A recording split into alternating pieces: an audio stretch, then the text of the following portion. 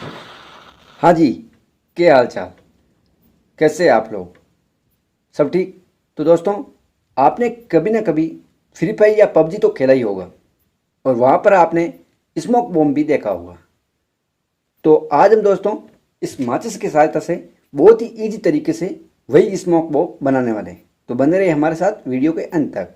और अगर आपको वीडियो पसंद आए तो इसे ज़रूर लाइक, शेयर और चैनल को सब्सक्राइब करके बेल आइकन को दबाना। तो चलिए शुरू करते हैं।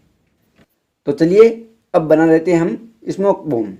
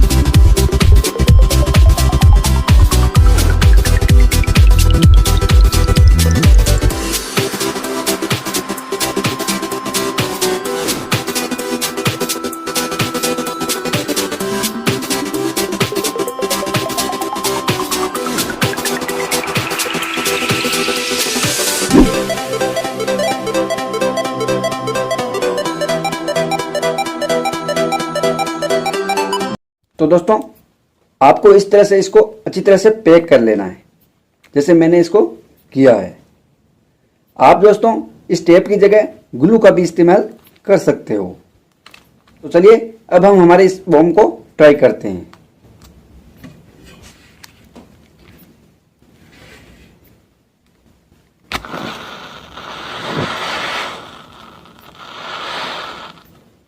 ये देखिए दोस्तों। तो दोस्तों, आप भी घर पर बड़ी आसानी से इस तरह स्मोक बॉम्ब को बना सकते हो। तो दोस्तों, कैसा लगा आपको ये वीडियो?